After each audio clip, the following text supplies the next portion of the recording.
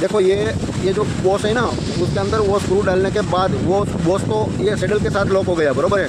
उसको face touch करके वो लॉक होता है। वो स्क्रू को आगे आके यहाँ हल्का सा बाहर निकलता होना चाहिए।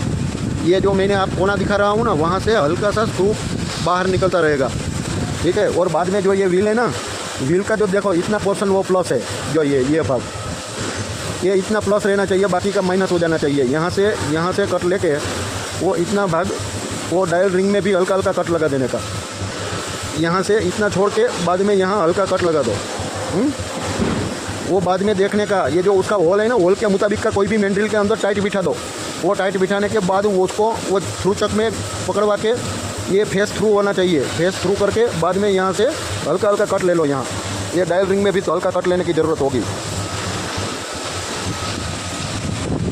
तो क्या है, वो स्क्रू के साथ ही लॉक होगा यहाँ, तो ये पूरा फेस टच नहीं होगा। यहाँ जो फेस टच होता है ना, तो वो जाम चलता है।